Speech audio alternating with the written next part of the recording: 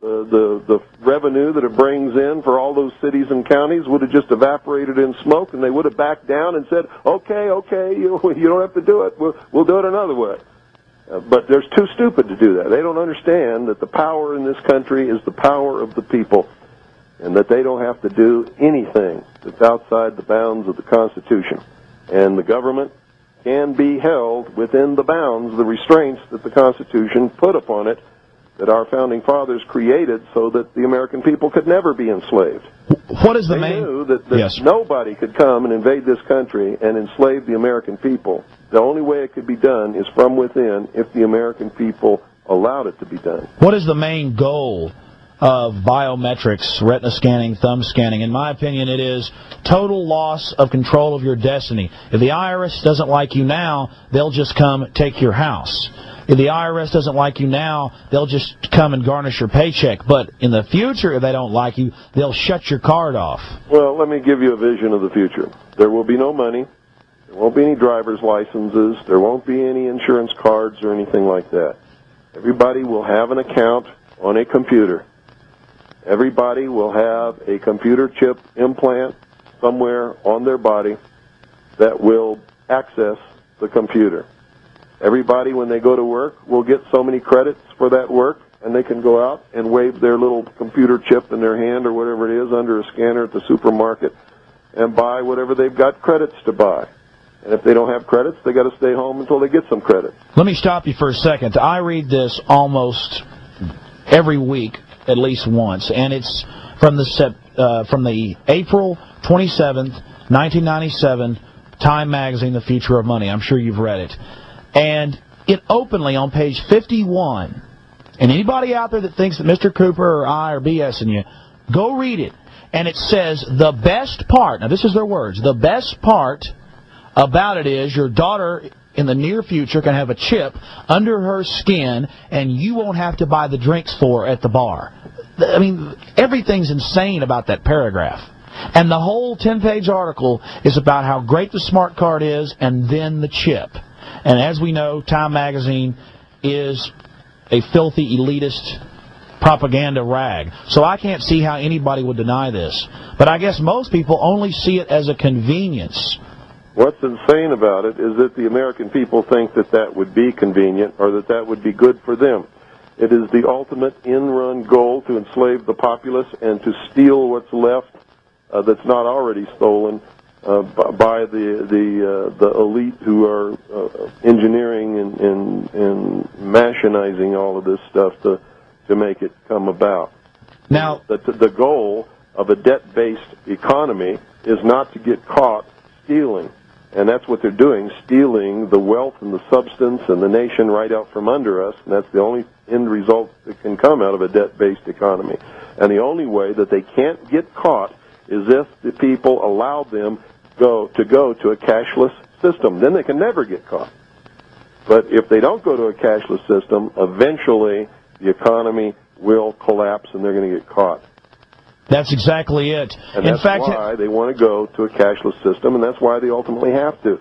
Anybody understands how this economy works and what the end result of a debt-based economy where the interest is never created or printed, and the way that it works. It's a fiat Ponzi scheme. That it's got to collapse, or they have to go to a totally cashless system in order that they don't get caught and are able to perpetuate the theft. So what you're saying is that we have a fiat Ponzi scheme, con game government monetary system based on fractional reserve banking, and that the money machines are printing out of control. I talked to Congressman Ron Paul just a few weeks ago, and he said, yes, the Federal Reserve is printing 10% more money into the supply every 6 to 8 months. So this is creating this false prosperity, and the public just loves it. But meanwhile, they're just coaxing us in to this cashless society so the fairy tale can continue.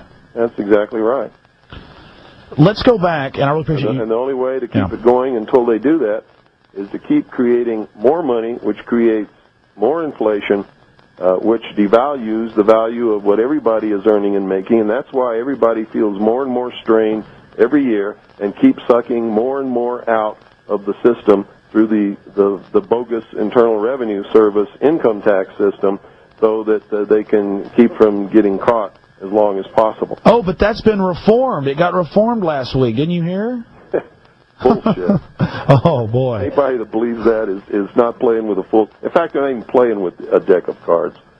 They're playing with matchsticks. Well, I'll never forget, President Clinton got up there on TV 6-8 months ago, or I guess a year ago now, and drew that big zero on a white piece of paper. And then I had people coming up to me on the street saying, Mr. Jones, have you heard the budget's balanced, the deficit's fixed? That simple thing, it's like they're 3-year-olds. Well, they are 3-year-olds. That's their mentality. The average American has never had an original thought in his entire life, or her entire life. And if they're not told what to think, they cannot think. And that's the truth. Clinton didn't do anything except eliminate the deficit. You know how you eliminate the deficit?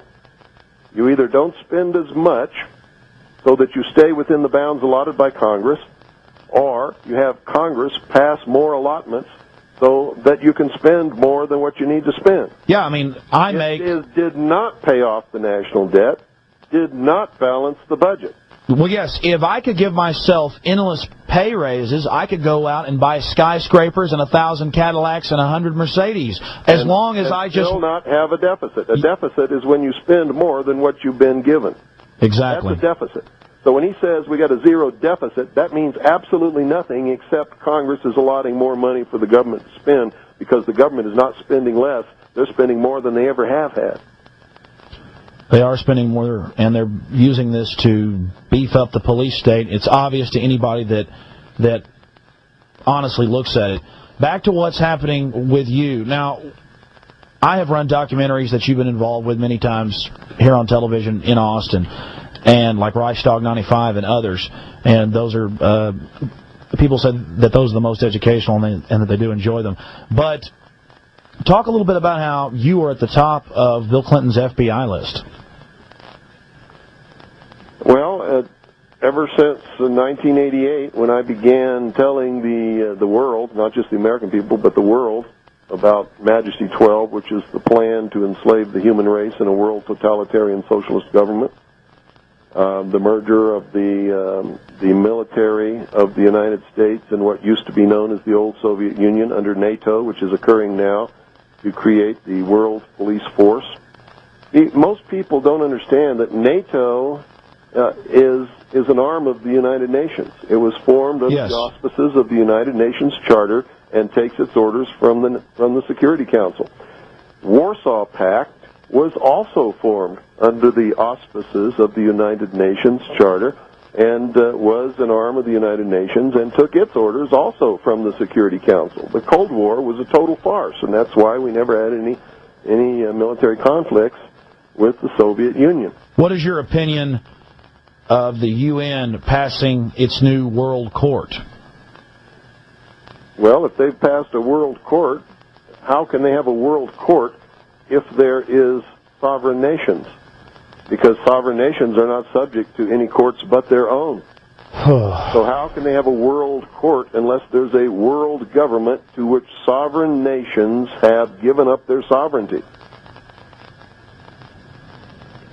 Does the Constitution for the United States of America say that we are subject to the dictates or the jurisdiction or the rulings of a world court? Does it say that anywhere in the Constitution? No, it doesn't. And when I watch the local news, all I hear is how wonderful the United Nations is. Our public are being indoctrinated about this. Sir, I know that you didn't ask me about this, but do you have a 1-800 number or a number where people can order Behold a Pale Horse? No, I don't have a 1-800 number, and even if I did, they couldn't order it because